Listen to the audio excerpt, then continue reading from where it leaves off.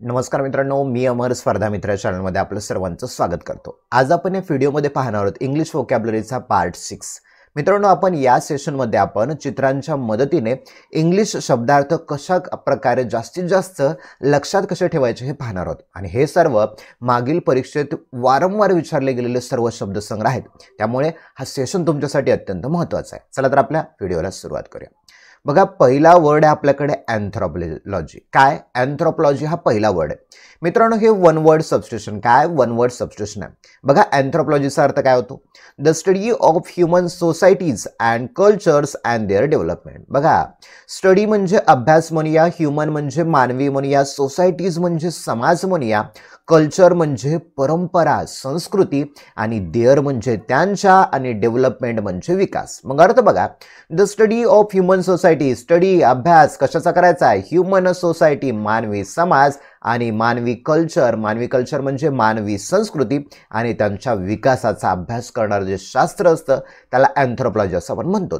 मराठीमध्ये बघा अर्थ काय होतं? मानव जातीचा अभ्यास करणारं शास्त्र किंवा मानव वंशशास्त्र। काय म्हणायचं अँथ्रोपोलॉजीला? मानव जातीचा अभ्यास करणारं शास्त्र किंवा मानव वंशशास्त्र। आता मित्रांनो एक्झाम्पल बघूया।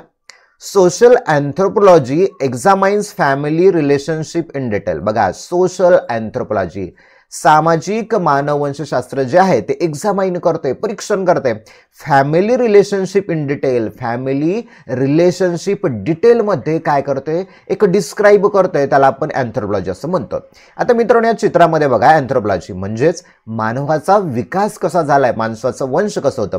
आता बघा, येथे माकड दिले। सुरुवातीला माणूस हा माकड होता, थोड्या कालावधीनंतर त्याचं असं झालं, म्हणजेच काय तर पाठीचा कणा त्याचा थोडा स्ट्रेट झाला, नंतर थोडा असं झालं बघा, तिसऱ्या स्टेपला त्याच्या हातामध्ये खंजीर पण आलं, म्हणजेच काय स्वतःच्या अन्नधान्याची सोय करू लागला। नंतर आलं बघा, त्याच्या हातामध्ये शस्त्र आलं, स्वतःचं संरक्षण सुद्धा करू लागला। आणि नंतर या शेवटच्यामध्ये बघा, हा माणूस पूर्ण त्याच्या शरीरावरती कपडे आहेत, म्हणजेच काय त्याचा विकास झालेला आहे। आता तो स्वतःचं अन्न, स्वतःच्या गरजा सर्व काही भागवू शकतो। यालाच काय म्हणायचं?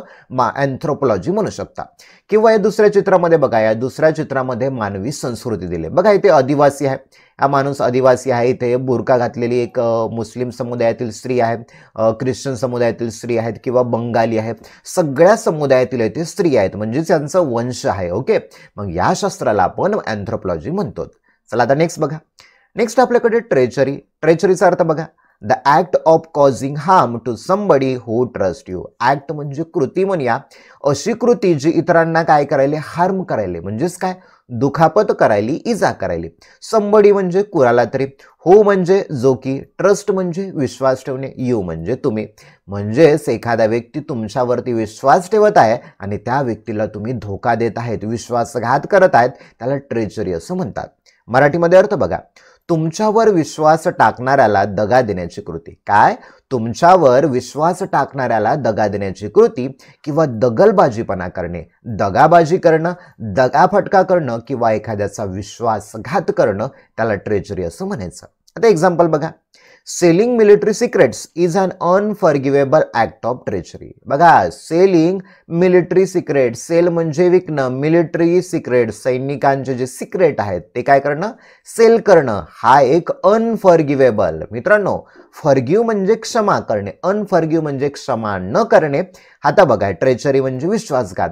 जर तुम्ही तुमच्या देशातील जे सिक्युरिटी, सुरक्षेबाबतीत जे सिक्रेट आहेत ते जर तुम्ही इतरांना शेअर करत आहात, दुसऱ्या शत्रू देशाला जर तुम्ही पुरवत आहात, तर त्याच्यासारखा मोठा गुन्हा कुठलाही नाही। म्हणजेच काय तर ट्रेचरी करायला तुम्ही। आता येते बघा, या चित्रामध्ये बघा ट्रेचरी करणार आहे। आता येथे मिसाईल टँक आहेत बघा, 3, 4, 5 मिसाईल टँक आहेत। येथे सगळीकडे शस्त्रागारांचा साठा आहे आणि या साठ्याबद्दल तुम्ही तुमच्या देशाची माहिती इतर देशाला पुरवत आहात, म्हणजेच काय तुम्ही ट्रेचरी करत आहात, म्हणजेच बेईमानपणा, विश्वासघातपणा करत आहात। ओके, चला आता नेक्स्ट बघा। नेक्स्ट आहे मित्रांनो आपल्याकडे लॉयल्टी। लॉयल्टीचा अर्थ बघा, the quality of being loyal. Quality गुण असणं, बिंग म्हणजे असणं, लॉयल म्हणजे इमानदार। तुम्ही एखाद्याशी इमानदारीनं वागता त्याला लॉयल्टी असं म्हणतो। किंवा त्याला समानार्थी शब्द येतो बघा, ॲडेरन्स एखाद्याला चिटकून राहणे, ॲडेशन, ॲडेझिव्ह किंवा कॉन्स्टन्सी, हे सगळे काय लॉयल्टीचे समानार्थी शब्द आहेत। आता मराठीत अर्थ बघा, विश्वासूपणा किंवा निष्ठा। विश्वासूपणा असणं किंवा एखाद्या कामावरती तुमची निष्ठा दाखवणं त्याला लॉयल्टी असं आपण म्हणतो. कुत्रा बघा, कुत्रा कसा लॉयल प्राणी आहे. लॉयल म्हणजे इमानदार प्राणी आहे. ओके, आता एक्झाम्पल बघा. The team members felt tremendous royalty towards one another. बघा, टीम मेंबर्स फेल्ट, फील म्हणजे वाटणे, फीलचा वेटो काय झाला, फेल्ट झाला. ट्रिमेंडस म्हणजे मोठ्या प्रमाणात, लॉयल्टी म्हणजे निष्ठावानपणा, इमानदारपणा. टुवर्ड्स वन अनादर, एकमेकांबद्दल. आता हे चित्रामध्ये बघा, हे सगळे भारतीय खेळाडू आहेत, इंडियन टीमचे खेळाडू आहेत. या सर्वांनी एकमेकांवरती विश्वास ठेवणं लॉयल्टीने, म्हणजेच काय, लॉयल्टीने एकमेकांवरती विश्वास ठेवून जर कामगिरी केली तर अर्थातच यांनी बघा या प्रकारचा वर्ल्ड कप जिंकलेला आहे. म्हणजेच काय, तर लॉयल्टी आहेत, एकमेकांबद्दल त्यांचा विश्वास आहे, श्रद्धा आहे, निष्ठा आहे आणि त्याचमुळे त्यांनी हे यश प्राप्त केलेलं आहे. ओके, चला आता नेक्स्ट बघा. नेक्स्ट आहे अस्लीप ॲट द स्विच. काय, अस्लीप ॲट द स्विच. मित्रांनो, ही ईडीएम आहे, म्हणजेच मन आहे, याला प्रोवर्ब सुद्धा म्हणतात. बरं, अस्लीप ॲट द स्विच अर्थ बघा, failed to do one's duty at the proper time किंवा इनअटेंटिव्ह. फेल्ड अपयशी ठरणे, वन्स म्हणजे एखाद्याची, ड्युटी म्हणजे कर्तव्य, ॲट द प्रॉपर टाइम एका विशिष्ट वेळेला आपलं कर्तव्य पार पाडण्यामध्ये अयशस्वी ठरणं, याला म्हणूया अस्लीप ॲट द स्विच. आता हा माणूस बघा, सिक्युरिटी गार्डचा ड्रेस घातलाय, टोपी आहे, व्यवस्थित ड्रेस आहे, शूज वगैरे आहे आणि सिक्युरिटीचा ड्रेस घातलाय आणि तो त्याच्या चेअरवर गाढपणे झोपलाय. म्हणजेच काय, याला रक्षण करायला सांगितलंय, घराचं असेल, बँकेचं असेल, कंपनीचं असेल, परंतु त्याचं काम व्यवस्थित न करता तो झोपी गेलाय. म्हणजेच काय, तर त्याचं कर्तव्य त्यांनी बजावलं नाही. मराठीत बघा, योग्य वेळी कर्तव्य करण्यात अयशस्वी किंवा निष्काळजीपणा करणं, इनअटेंटिव्ह, लक्ष न देणे एखाद्या गोष्टीकडे. ओके, आता एक्झाम्पल बघा, छान कळेल तुम्हाला. The guard was asleep at the switch when a robber broke in. बघा, द गार्ड वॉज अस्लीप, जो गार्ड होता ना, पूर्णपणे अस्लीप, गार्ड झोपीत गेलेला होता. At the switch fan robber broke in. बघा, रॉबर म्हणजे चोर असं आपण म्हणूया, ब्रोक इन म्हणजे घर फोडणे. ज्या वेळेला चोरांनी चोरी केली, घर फोडलं, बँक फोडली, त्यावेळेला तो गार्ड आपलं स्वतःचं काम करत नव्हता, तो पूर्णपणे झोपी गेलेला होता. ओके, चला आता नेक्स्ट बघा. नेक्स्ट आपल्याकडे अबंडन. अबंडनचा अर्थ बघा, to leave behind or run away from someone or something or to give up something. बघा काय म्हणतो, to leave behind or run away from someone. Leave म्हणजे जाणे, बिहाइंड म्हणजे मागे टाकणे, रन अवे म्हणजे पळून जाणे, फ्रॉम म्हणजे पासून, समवन म्हणजे कुणापासून तरी. ओके, ऑर समथिंग म्हणजे काहीतरी, म्हणजे एखाद्या गोष्टीपासून काय तुम्ही दूर पळत जात आहात किंवा मागे जात आहात. ओके, किंवा टू गिव्ह अप समथिंग, एखादी गोष्ट रस्त्यातच सोडून देत आहात, त्याला अबंडन्ड असं म्हणतो. आता मराठीत अर्थ बघा, त्याग करणे, सोडून देणे, एखादी गोष्ट पूर्णपणे सोडून दूर जाणे, त्याला अबंडन्ड म्हणतो. आता बघा, समजा रस्त्यामध्ये तुमची कार आहे, बिघडली कार रस्त्यामध्ये, तर तुम्हाला दूर कुठेतरी जायचं, मग रस्त्यामध्येच ती नादुरुस्त असलेली कार तुम्ही रस्त्याच्या साईडला बाजूला ठेवता आणि त्या कारला सोडून देता आणि जे काही वाहन मिळेल त्या वाहनाने तुमच्या डेस्टिनेशनवरती जाता. म्हणजेच कारला काय करायला तुम्ही, अबंडन करायलेत. आता एक्झाम्पल बघूया आणखीन एक, म्हणजे तुम्हाला छान कळेल. Air attacks force villagers to abandon their homes. बघा, एअर अटॅक, जो एअर अटॅक, हवेतून अटॅक करण्यात आला. चित्रामध्ये बघा, हे विमान आहे, विमानातून या खालील देशावरती अटॅक करण्यात आलेला आहे आणि त्या अटॅकने काय केलं बघा, force the villagers to abandon their home. Force केलं, बळजबरी केलं, कुणाला, विलेजर्सला, गाववाल्या लोकांना, अबंडन देअर होम, त्यांचे घरं सोडून देण्यासाठी. अबंडन म्हणजे सोडून देण्यासाठी, त्यांचे घरं सोडून देऊन दुसऱ्या ठिकाणी स्थलांतरित व्हावं असं त्या एअर अटॅकने केलं. आता इथे बघा ना, घरावरती आता हे विमानवरून सोडले आणि विमानातून एक बॉम्ब सोडल्यामुळे हे जे बाजूला घर आहे ना चित्रामध्ये, या घराला पूर्णपणे आग लागलेली आहे, पूर्णपणे घर उद्ध्वस्त झालंय. ही इमारत अचानक पडते की काय असं निर्माण झालेलं आहे. म्हणजेच काय, लोकांना यामुळे त्यांचं घर सोडून दुसरीकडे राहायला जात आहे. युक्रेनची परिस्थिती म्हणून आपण, युक्रेनमध्ये जो युद्ध चालू आहे सध्या, तर त्या युद्धाच्या पार्श्वभूमीवर हे घडलं असं आपण म्हणू शकतो. ओके, चला आता नेक्स्ट बघा. नेक्स्ट आहे गॉट अवे. मित्रांनो, ही फ्रेज आहे बरं, फ्रेझल वर्बवर सुद्धा परीक्षेत प्रश्न विचारतात. तर मित्रांनो, व्हिडिओ जर आवडत असेल तर जास्तीत जास्त मित्रांना शेअर करा बरं. ओके, चला, गॉट अवेचा अर्थ काय होतो? To leave or escape from a person or place.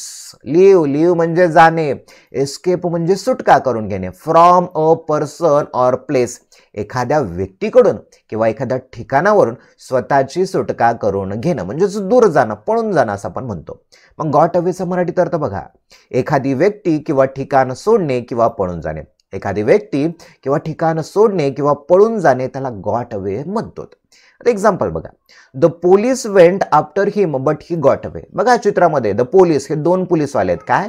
हे दोन पोलीसवाले आहेत. बघा, पोलीस वेंट आफ्टर हिम, पोलीस या चोराच्या मागे लावले, परंतु ही गॉट अवे, तो दूर पळून गेला. म्हणजे त्यांच्या हाती लागला का? नाही, तर गॉट अवे, निसटून गेला असं आपण म्हणतो. मित्रांनो, चित्र बघा आणि तुमच्या भावना जोडा, जास्तीत जास्त लक्षात राहील तुमच्या. ओके, चला तर नेक्स्ट बघा, रिग्रेटेड. मित्रांनो, रूट शब्द येतो रिग्रेट. ओके, आता बघा रिग्रेटेडचा अर्थ काय होतो?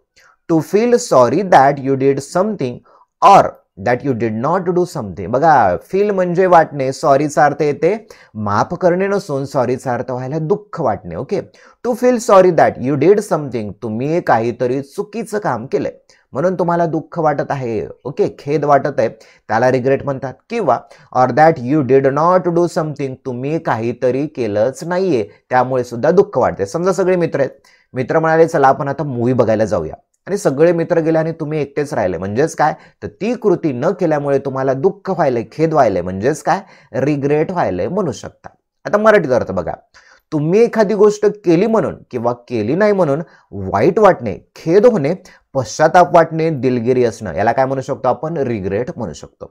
आता एक्झाम्पल बघा, he soon regretted his hasty decision. बघा, he soon regretted his hasty decision. Hasty म्हणजे घाईघाईने, डिसिजन म्हणजे निर्णय. त्याने घाईघाईने घेतलेल्या निर्णयामुळे त्याला पश्चाताप झाला. आता हा व्यक्ती बघा, आता हा व्यक्तीने बघा एक ग्रॅज्युएशन झाल्याचा कोटवरचा ड्रेस वगैरे घातलाय, हातामध्ये त्याच्या डिग्री आहे, आणि डिग्री झाल्यानंतर त्याला दुःख व्हायला, तर तो असं म्हणतोय की बाबा ह्या डिग्रीमधून मी कशाला ग्रॅज्युएशन केलं, काय की पुढे अपॉर्च्युनिटी कमी आहेत म्हणून त्याला दुःख व्हायलंय, खेद व्हायला. बघा, या व्यक्तीच्या चेहऱ्यावरती भाग, ओके, हनुवटीला त्याने हात ठेवलाय आणि त्याच्या डोळ्यामध्ये एक नैराश्याची, भीतीची भावना आहे, म्हणजे दुःख व्हायलंय, खेद व्हायलंय. ओके, चला नेक्स्ट बघा, आता इम्प्रेशन. इम्प्रेशनचा अर्थ बघा, to put someone in a prison or in a situation that is like prison. To put someone, put म्हणजे ठेवणे, समवन म्हणजे कुणाला तरी, प्रिझन म्हणजे तुरुंग, म्हणजे एखाद्याला तुरुंगामध्ये ठेवणं, किंवा in a situation that like a prison, किंवा अशा परिस्थितीत टाकणं की ज्याला तुरुंगामध्ये आहोत का काय, म्हणजे आपण बंदिस्त आहोत का काय, अशी भावना निर्माण होत आहे. आता अर्थ बघा, एखाद्याला तुरुंगात टाकणे किंवा तुरुंगामध्ये त्याला बंदिस्त करणं त्याला इम्प्रिजन म्हणतो. एक्झाम्पल बघा, you can imprison my body but not my mind. बघा, इथे भगतसिंग आहेत, इथे तुरुंगाच्या जेलच्या या जाळ्या आहेत, या सळ्या आहेत तुरुंगाच्या जेलच्या, आणि भगतसिंग बघा. आता भगतसिंग काय म्हणाल बघा, you can imprison my body, तुम्ही माझं शरीर तुरुंगामध्ये टाकू शकतात, परंतु माझं जे मन आहे ते तुरुंगामध्ये तुम्ही बंदिस्त करू शकत नाहीत. जे मला तुम्ही जेलमध्ये जरी टाकलं तरी माझ्या भावना देशाप्रती तशाच राहतील असं भगतसिंग म्हणतात. काय? मग भगतसिंगला आठवायचं, जेल आठवायचं आणि लक्षात ठेवायचं इम्प्रिजन म्हणजेच काय, तर तुरुंग असं म्हणू शकतो.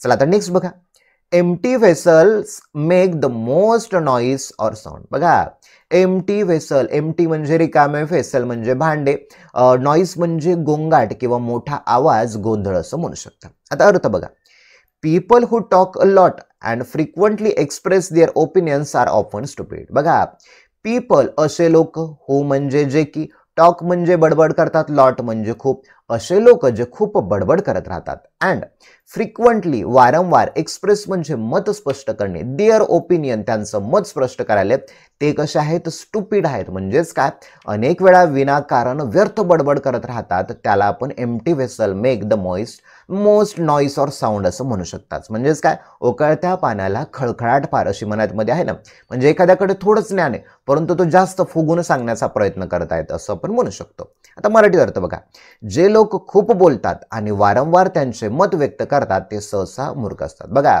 जे लोक खूप बोलतात आणि वारंवार त्यांचे मत व्यक्त करत असतात ते सहसा मूर्ख असतात. या म्हणीला लागू होतो अर्थ. बघा example, the politicians had advised him not to be an empty vessel making the most noise during the TV interview as it would reflect badly on him. आता येते बघा, हे पॉलिटिशियन दिलाय, हात जोडून उभा आहे, आजूबाजूला त्याचे कार्यकर्ते उभे आहेत, पॉलिटिशियन आहे. आता पॉलिटिशियनचा स्वभाव तुम्हाला माहिती आहे की रिकाम्या गप्पा मारणं किंवा फुकटचे आश्वासनं देत राहणं असं आपण म्हणतो. मग बघा, पॉलिटिशियन्स एड, पॉलिटिशियन्स जो नेता होता त्याचा एड म्हणजे त्याचा सहाय्य करणारे, जे मदत करणारे असतात ना, अधिकारी वगैरे असं म्हणूया. पॉलिटिशियन्स एडनं काय केलं, ॲडवाईज केलं. कुणाला? या पॉलिटिशियनला, राजकारण्याला. तर काय ॲडवाईज केलं, बाबा विनाकारण तुम्ही बडबड करू नका. कुठे? तर टीव्हीच्या इंटरव्ह्यू चालू आहे ना तिथे. It would reflect badly on him, आणि त्याचा वाईट परिणाम तुमच्यावरती होऊ शकतो. म्हणजेच काय, तर लोकांकडे एक निगेटिव्ह भूमिका जाऊ शकते की हे मंत्री फक्त आश्वासन देतात आणि करत तर काही नाहीत. मग एम्प्टी वेसल लक्षात काय ठेवायचं, पॉलिटिशियनच्या रिकाम्या गप्पा. ओके, चला आता नेक्स्ट बघा, कमेंट्स. कमेंट्सचा अर्थ बघा, टू बिगिन समथिंग. बिगिन म्हणजे सुरुवात करणे, आरंभ करणे. बघा इथे दिले, आरंभ करणे किंवा सुरुवात करणे, याला तुम्ही कमेंट्स म्हणू शकता. आता एक्झाम्पल बघा, work will Cummins on the new building immediately. बघा, वर्क विल कमेन्स, काम सुरू होईल. कशाचं? न्यू बिल्डिंगचं, नवीन इमारतीचं, इमिडिएटली, तात्काळ, लगेच. आता येथे बाजूला इमारत दिसायला, येथे 2-3 इंजिनियर दिसायलेत, कामगार करणारे लोक सुद्धा दिसायलेत तुम्हाला, पिलर पर बांधलेत हे सुद्धा दिसायलेत. म्हणजेच काय, या बिल्डिंगचं बांधकाम कमेन्स होत आहे, सुरुवात होत आहे. ओके, चला आता नेक्स्ट बघा. नेक्स्ट आहे मित्रांनो आपल्याकडे अमालगमेट. अमालगमेटचा अर्थ बघा, to join together or unite, rally, assemblage, congregate, meeting, amalgamate, assemble. बघा, to join together or unite, join म्हणजे एकत्र. ओके, टुगेदर एकत्र एखादी गोष्ट जोडणे, किंवा युनाइट करणं, त्यांचं मिक्सचर करणं, रॅली करणं, असेंब्लेज हे सिनोनिम आहेत, कॉंग्रिगेट करणं, एकत्र करणं, मीटिंग, अमालगमेट, असेंबल हे सगळे अमालगमेटचे सिनोनिम आहेत. ओके, अर्थ बघा अमालगमेटचा, एकत्र येणे किंवा जोडणे. आता एक्झाम्पल बघा, छान कळेल तुम्हाला. They decided to amalgamate the 2 school. बघा, दे डिसाइडेड, त्यांनी ठरवलं, ज्या 2 शाळा आहेत ना त्याला अमालगमेट करायचं, एकत्र करायचं. ही जी शाळा आहे बघा, तर ही शाळा मोठी आहे, त्यामुळे दुसरी बाजूची शाळा म्हणले की बाबा आपण काय करूया, आपल्या शाळेतील जेवढे काही विद्यार्थी आहेत त्यांना एकत्र करूया, म्हणजे त्यांना छान पद्धतीने आपल्याला एज्युकेशन देता येईल. आता अमालगमेट कशाचं केलंय, त्यांनी 2 शाळेला एकत्र केलंय. ओके, लक्षात ठेवा, स्कूलला एकत्र केलं की कुठला शब्द, अमालगमेट, एकत्र करणे. 2 वेगळ्या कंपन्या आहेत, एकत्र झाल्या. जसं की बघा, अगोदर वोडाफोन होती आणि आयडिया वेगवेगळ्या होत्या, परंतु आता काय झालं, त्यांनी अमालगमेट केलं, एकत्र गेलात आणि एकच कंपनी स्थापन केली, FII नावाची. ओके, अगोदर वोडाफोनचा फी होता आणि आयडियाचा आय होता, आता दोन्ही एकत्र झाले आणि FII नावाची मोबाईलची कंपनी झाली. ओके, चला आता नेक्स्ट बघा, हँग अराउंड. मित्रांनो ही फ्रेज आहे बरं का, हँग अराउंड काय फ्रेज आहे. बघा अर्थ काय होतो, to wait or spend time somewhere, or to move or do things slowly. Wait म्हणजे वाट पाहणे, स्पेंड टाइम म्हणजे वेळ घालवणे, समवेअर म्हणजे कुठेतरी. प्रत्येक शब्दाचा अर्थ सांगतो मित्रांनो, लक्षात घ्या, व्यवस्थित काळजीपूर्वक व्हिडिओला पहा. वेट म्हणजे वाट पाहणे, स्पेंड टाइम समवेअर कुठेतरी वेळ घालवणं. ओके, किंवा to move or do things slowly, एखादी गोष्ट हळुवारपणे करणे. स्लोली म्हणजे हळुवारपणे करणं. बघा ना अर्थ, थांबणे किंवा कुठेतरी वेळ घालवणे किंवा हळूहळू गोष्टी करणं, त्याला काय म्हणायचं, हँग अराउंड. एखाद्या गोष्टीभोवती घुटमळत राहणे, वेळ घालवणे. बघा example, teenagers generally hang around fast food restaurant. आता हे चित्रामध्ये बघा, टीनेजर हे लहान बालक आहेत. काय, लहान बालक आहेत. कुठे, रेस्टॉरंटमध्ये. बघा ना, यांच्या हातामध्ये येथे वेगवेगळे खाण्याचे पदार्थ दिलेले आहेत, काहीतरी शेक दिलाय, ज्यूस असेल, काय असेल. ओके, मग टीनेजर्स हे जे किशोरवयीन मुलं आहेत ना, आता टीनेजरचा अर्थ बघा ना मित्रांनो, टीन कुठून लागलाय, 13 13 ते 19 19 म्हणजे 13 ते 19 वर्षाचा कालखंड जो असतो त्याला टीनेजर असं आपण म्हणतो. ही वन वर्ड सबस्टिट्यूशन बऱ्याच वेळा परीक्षेत विचारतात. टीनेजरची डेफिनेशन काय, तर एज बिटवीन फ्रॉम 13 to 19 असं म्हणू शकता. आता टीनेजर आहे, हँग अराउंड, सभोवताली फिरायलेत, फास्ट फूड रेस्टॉरंट, जे फास्ट फूडचं रेस्टॉरंट आहेत ना, हॉटेल आहेत, त्यांच्या भोवती ही लहान मुलं घुटमळत राहतात. म्हणजेच काय, त्यांना फास्ट फूड खाण्याची आवड असते. बघा लहान मुलं, वडापाव असेल किंवा भेळ असेल किंवा वेगळे जे खाण्याचे पदार्थ असतील, मंचुरियन असतील, तर ते हॉटेल भोवती घुटमळत राहतात, त्यांना हे पदार्थ आवडतात. चला नेक्स्ट बघा, नेक्स्ट आहे अनिकडोट. हे वन वर्ड सबस्टिट्यूशन आहे. काय? वन वर्ड सबस्टिट्यूशन आहे. अर्थ बघा, अ शॉर्ट अम्युझिंग और interesting story about real incident और पर्सन. अ शॉर्ट अम्युझिंग, एक छोटीशी अम्युझिंग, आश्चर्यकारक, इंटरेस्टिंग स्टोरी, मनोरंजनात्मक गोष्टी, अबाउट रियल इन्सिडेंट और पर्सन, एका खऱ्या घडलेल्या घटनाबद्दल किंवा व्यक्तीबद्दल ज्या काही गोष्टी असतात त्याला अनिकडोट असं म्हणतात. मराठीत अर्थ बघा, वास्तविक घटना किंवा व्यक्तीबद्दल एक लहान मनोरंजक आणि मनोरंजक कथा याला अनिकडोट असं म्हणू शकतो. आता एक्झाम्पल बघा, the book is rich store of anecdote. बघा हे जे पुस्तकं दिलेत ना, रिच स्टोर ऑफ अनिकडोट, या पुस्तकामध्ये सगळ्या अनिकडोट, एक जातक कथा आहेत, परिकथा आहेत असं आपण त्याला म्हणू शकतो. आता पहिलं बघा, अकबर बिरबलाच्या गोष्टी. आता अकबर बिरबल होते तरी सुद्धा त्यामध्ये काही त्यांच्या गोष्टी निर्माण झालेल्या आहेत, तर त्याला अनिकडोट दंतकथा म्हणतो. पंचतंत्र मधील प्रसिद्ध गोष्टी, इथे दिले लोकप्रिय जातक कथा, ऋषी आहे, इकडं वाघ दिलाय, उंदीर दिलाय, किंवा तेनाली रमणच्या मनोरंजक गोष्टी, या सर्व गोष्टी आठवायचं आणि त्याला काय म्हणायचं? अनिकडोट असं म्हणायचं. ओके, चला आता नेक्स्ट बघा, ड्रॉट. ड्रॉटचा अर्थ बघा, a long period when there is a little or no rain. Long period, दीर्घ कालावधी झालाय. फेन म्हणजे जेव्हा, देअर म्हणजे तेथे, लिटल म्हणजे थोडेसं, नो रेन म्हणजे पाऊस न पडणं. म्हणजे असा कालावधी ज्या कालावधीमध्ये पाऊस खूप कमी पडलाय किंवा पाऊसच पडला नाही, त्याला ड्रॉट असं म्हणायचं. मराठीत अर्थ बघा, दुष्काळ पडलाय, अनावृष्टी झाली, अवर्षण झालंय. काय म्हणायचं? दुष्काळ झालाय, अनावृष्टी झाली, अवर्षण झालंय, त्याला ड्रॉट असं म्हणायचं. एक्झाम्पल बघा, the land ploughs hard after the drought. बघा लँड, जी जमीन आहे ना, तिला प्लोज करणं म्हणजेच काय, तर तिला नांगर करणं हार्ड जातं, कठीण जातं. कशामुळे? तर आफ्टर द डॉट, दुष्काळ पडल्यामुळे. आता ही जमीन बघा, या जमीन आहे, जमिनीला पूर्णपणे भेगा पडल्या. म्हणजे भेगा पडल्यामध्ये जमिनीमध्ये पाणीच नाहीये, म्हणजेच काय, जमिनीचा दुष्काळ झालेला आहे. आता या याच्यातून नांगर फिरवायचं म्हणलं तर किती अवघड आहे बरं. बैलाच्या साहाय्याने तर शक्यच नाही, ट्रॅक्टरच्या मदतीने तरी थोडंफार करू शकता. आणि हा जो शेतकरी बघा, हा वयोवृद्ध शेतकरी आहे, हातामध्ये दांडा आहे, वरी आकाशाकडे डोळे लावून बघतोय की कधी पाऊस पडतोय आणि कधी मी पेरणीला सुरुवात करतोय. मग या चित्राकडे बघा, या जमिनीकडे बघा आणि ड्रॉट या शब्दाला लक्षात ठेवा. ओके, चला आता नेक्स्ट बघा, डग युअर ओन ग्रेव. डग म्हणजे खणणे, ग्रेव म्हणजे कबर, ओन म्हणजे स्वतःची, हर म्हणजे तिच्या. ईडीएम आहे मित्रांनो. या ईडीएमचा अर्थ काय होतो? To be responsible for one's own downfall or ruin. बघा, टू बी रिस्पॉन्सिबल, जबाबदार असणे, for one's own downfall. Downfall म्हणजे स्वतःची अधोगती, रुईन म्हणजे स्वतःचा नाश. स्वतःच्या अधोगती किंवा स्वतःच्या नाशाबद्दल स्वतःच जबाबदार असणे म्हणजे स्वतःची कबर स्वतः खणणे असं आपण म्हणतो. मराठीत अर्थ बघा, स्वतःच्या पतन किंवा नाशासाठी जबाबदार असणे. स्वतःच्या पतन किंवा नाशासाठी जबाबदार असणे याला डग हर ओन ग्रेव म्हणू शकतो. एक्झाम्पल बघा, she Doug her own grave when she made fun of the boss. बघा, शी डग हर ओन ग्रेव, तिने स्वतःचीच कबर खोदली. When she made fun of the boss, जेव्हा ही स्त्री आहे बघा, या स्त्रीने तिच्या बॉसची काय, एक मजाक उडवली. म्हणजे पार्टीमध्ये एक काय म्हणूया आपण, अँकरिंग करत होते, बोलत असताना ती तिच्या बॉस बद्दल तिने जोक मारले, टॉन्ट मारले. आणि मग अर्थातच काय झालं, बॉस विषयी जोक वगैरे टॉन्ट मारण्यामुळे तर निश्चितपणे तो तिला कामावरून सुद्धा काढू शकतो. म्हणजेच काय, तिने स्वतःच्याच पायावरती कुऱ्हाडी मारली असं आपण त्याला म्हणू शकतो. ओके, चला मित्रांनो, आजच्या व्हिडिओमधील ही होती महत्त्वाची इंग्लिश व्होकॅब्युलरी. तर मित्रांनो, व्हिडिओ जर आवडला असेल तर आपल्या जास्तीत जास्त मित्रांना शेअर करा, म्हणजे आपले सबस्क्रायबर जास्तीत जास्त वाढले पाहिजे आणि नवीन नवीन तुम्हाला मी या प्रकारे व्हिडिओसुद्धा बनवून पाठवू शकेल. ओके, चला तर सर्व व्हिडिओ हा तुम्ही संपूर्णपणे पाहिल्याबद्दल आपले खूप खूप धन्यवाद. Thank you for watching this video.